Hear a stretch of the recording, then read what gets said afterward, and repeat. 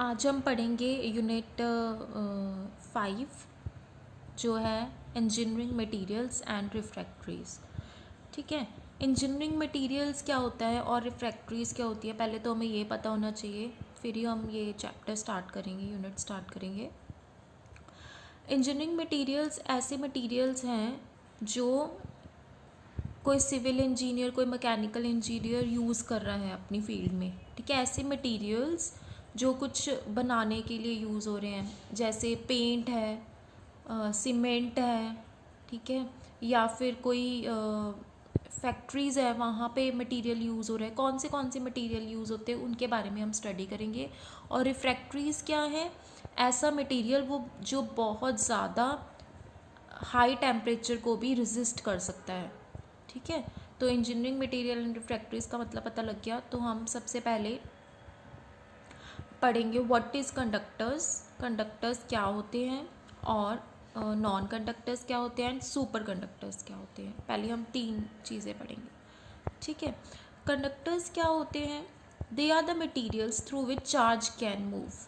ऐसी मटीरियल्स जिसमें से चार्ज ईजिली पास हो सकता है, या इलेक्ट्रिसिटी कह सकते हो, which materials which can allow the electricity to pass through them. ठीक है, जैसे कॉपर हो गया, आयरन हो गया, हमारी बॉडी भी।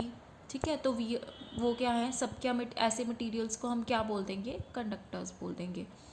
ठीक है, नेक्स्ट आपका है नॉन कंडक्टर्स। नॉन कंडक्टर्स क्या होते हैं, ऐसे materials through which charge can not move freely, जिसमें से चार्ज है जो वो कम्प्लीटली मूव नहीं कर सकता। ठीक है, पास नहीं कर सकता, मतलब materials that do not allow the electricity to pass through them. ठीक है, वो क्या हो गए आपके नॉन कंडक्टर्स। जैसे प्लास्टिक हो गया, ग्लास हो गया, रबर होगी, ये सब क्या करते हैं, इलेक्ट्रिसिटी को अपने आप से अलाउ नहीं करते हैं, रेजिस्ट करते हैं। ठीक है, पास नहीं होने देते। तो हमने 2 चीज़ें पढ़ ली, conductors and non conductors. Conductors which allow the electricity to pass through them, and non conductors which do not allow the electricity to pass through them. हमने उनकी एग्जांपल्स भी कर ली। ठीक है, कंडक्टर्स सारे मेटल्स वैसे कंडक्टर्स ही होते हैं, वो इलेक्ट्रिसिटी पास करने देते हैं। और नॉन कंडक्टर्स आपने देख लिए, रबर, प्लास्टिक एंड ग्लास। ठीक है, और सुपर कंडक्टर्स क्या होते हैं, सुपर कंडक्टर्स वो होते हैं, they are the materials that are perfect conductors, बहुत ही अच्छे कंडक्टर्स होते हैं, और allowing the charge to move without any hindrance, बिल्कुल भी कोई हिंड्रेंस नहीं आती, उनमें से आराम से जो चार्ज है वो पास हो जाता है, मतलब इलेक्ट्रिसिटी। ठीक है, ऐसे materials, the materials which allow the electricity to move through them without any hindrance. आप ये भी डेफिनेशन लिख सकते हो। This is the key points जो आपको वैसे पता होने चाहिए जर्नली। ठीक है, conductors, non conductors and super conductors, this is only the definition is important, मतलब आपको इसके बेसिक्स पता होने चाहिए। नेक्स्ट हम पढ़ेंगे, सबसे पहले हम थोड़ा सा ये पढ़ेंगे ग्लास। ग्लास क्या होता है, ठीक है, इसके केमिकल कंपोजिशन के बारे में पढ़ेंगे और इसकी टाइप्स के बारे में पढ़ेंगे। अब देखिए ग्लास क्या होता है। ठीक है, glass is the hard, glass hard होता है। ग्लास जो नॉर्मली यूज़ करते हैं आपके घरों में विंडोज़ के लिए, ठीक है, वो उसके बारे में बात करें, वो क्या होता है। ठीक है, तो हार्ड होता है, ये तो आप उसको हाथ लगा के भी फील कर सकते हो, दैट इज़ हार्ड। ट्रांसपेरेंट होता है, you can see through that. ठीक है, उसके आर पार आप देख सकते हो। ठीक है, वो आपका क्या हो गया, ट्रांसपेरेंट हो गया।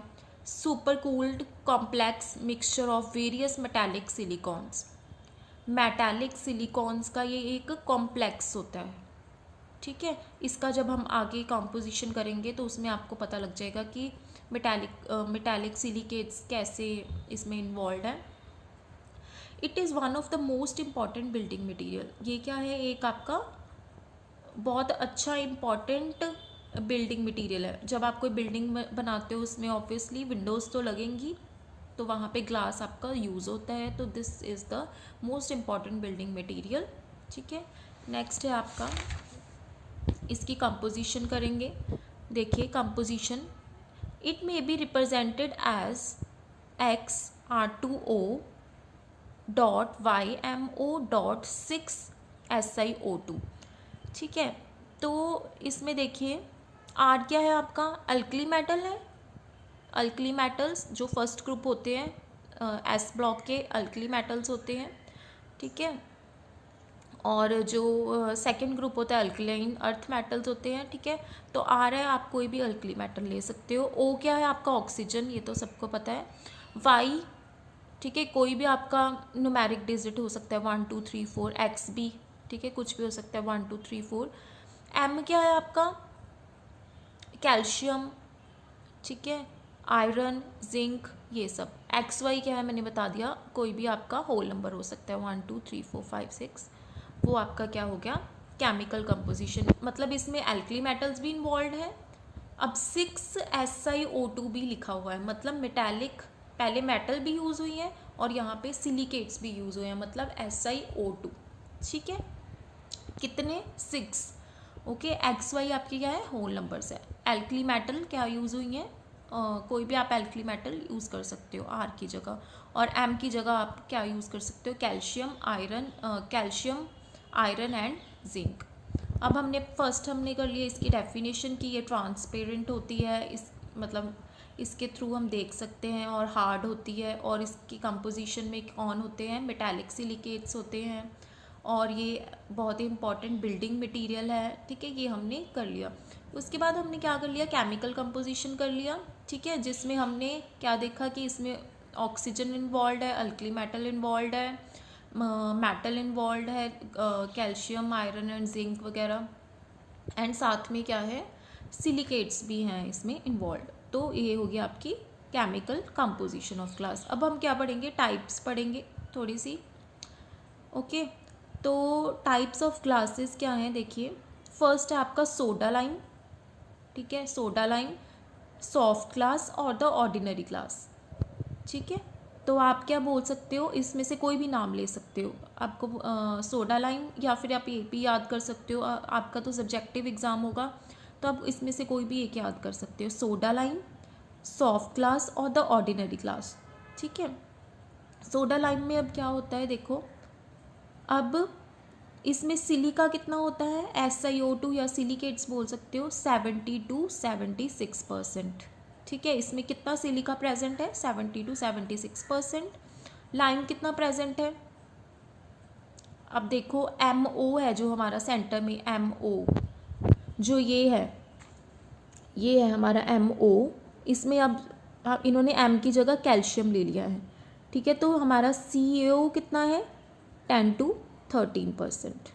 ठीक है, यहाँ पे आर क्या अल्कली इन्होंने क्या लिया है, Na2CO3, ये कितना है, 10 to 13%। सिलिका कितना लिया, 70 to 76%। लाइम कितना लिया, CaO 10 to 13%। एंड ये क्या लिया हमने, सोडियम कार्बोनेट कितना लिया, 10 to 13%। मतलब इसका कंपोजिशन कैसे लिख सकते हो आप, X Na2CO3 dot Y CaO dot 6 times SiO2। और यहाँ पे इन्होंने लिखा हुआ है कि आपका सिलिका कितना है, ये वाला 70 to 76%, and this is 10 to 13%, and this is also 10 to 13%। ठीक है, अब ये ऑर्डिनरी ग्लासेस क्या हैं आपके, ऐसे ग्लासेस जो विंडो ग्लासेस के लिए यूज़ होते हैं, इलेक्ट्रिक बल्ब्स के लिए यूज़ होते हैं, बॉटल्स के लिए यूज़ होते हैं, और जार्स के लिए यूज़ होते हैं। विंडो ग्लासेस आपकी बिल्डिंग में लगते हैं, वो हो गए विंडोज़ को। इलेक्ट्रिक बल्ब लगते हैं आपके घर, वो हो गए, उसके लिए भी आपका यही वाला सोडा लाइम या सॉफ्ट ग्लास या फिर ऑर्डिनरी ग्लास यूज़ होता है।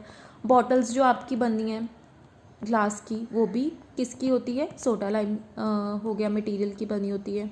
अब आपके जार्स किसके बने होते हैं, जिसमें आप अचार वगैरह ये सब रखते हो। ठीक है, और भी जो भी स्टफ़ रखते हो, वो क्या हो गई आपकी, सोडा लाइम।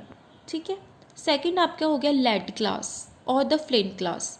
ठीक है, लेड ग्लास और द फ्लिंट ग्लास। ये देखो लेड क्या होता है, Pb, तो यहाँ से क्लियर हो रहा है कि हमने कौन सा वाला इसमें मेटल लिया है, लेड लिया है, ठीक है। और हमने एल्कली मेटल कौन सी ली है, कैल्शियम, सॉरी पोटाशियम, ठीक है। तो ऊपर वाले में हमने कैल्शियम ली थी, सॉरी फॉर दैट, ठीक है। यहाँ पर क्या लिया हमने, लेड लिया है, ठीक है। और यहाँ पे हमने क्या लिया है, पोटाशियम लिया है, ठीक है। Here from the alkali metals we have taken the potassium and from this we have taken the lead, ठीक है। पता लग गया।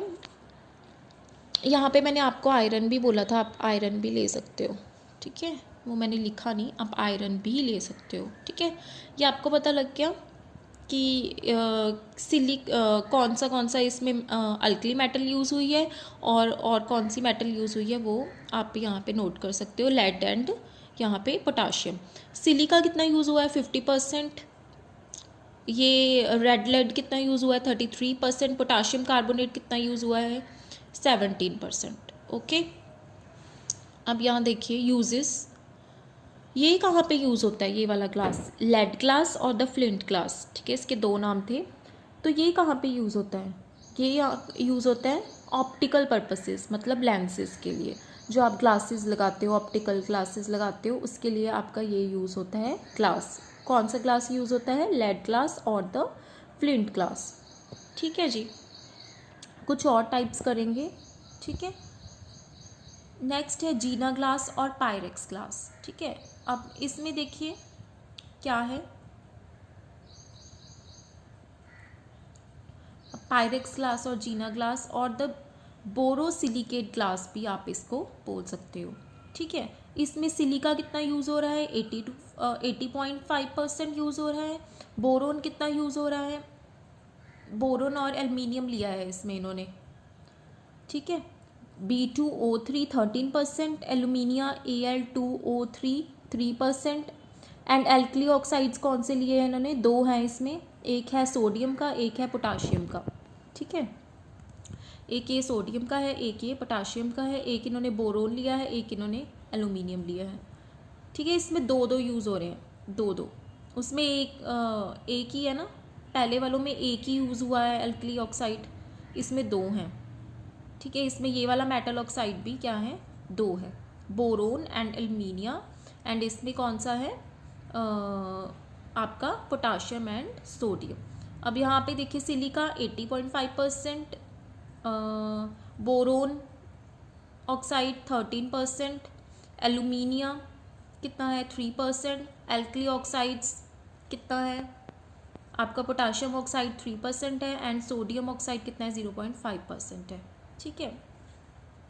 अब देखिए ये तो होगी कंपोजिशन में कि कितना कितना क्या क्या यूज़ हुआ है, सिलिका कितना यूज़ हुआ है, एल्कली ऑक्साइड्स कितने यूज़ हैं, मेटल ऑक्साइड्स कितने यूज़ हुए हैं, वो हो गया आपका।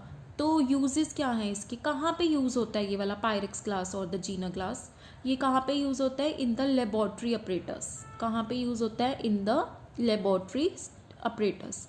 जब आप लैब में काम करते हो, जो भी आपका मटेरियल होता है वो पायरेक्स ग्लास और द जीना ग्लास से बना होता है। या फिर किचन के कुछ जो बहुत अच्छी क्वालिटी के आपका क्रॉकरी होगी जो ग्लास की बनी है, वो भी कौन से किससे बनी होती है, पायरेक्स ग्लास से। केमिकल प्लांट्स, ठीक है, केमिकल प्लांट्स भी जहाँ पे कोई ना कोई प्लांट लगा होता है, केमिकल प्लांट लगा होता है किसी जगह पे, वहाँ पे भी जो ग्लास यूज़ होता है वो जीना ग्लास यूज़ होता है, ठीक है।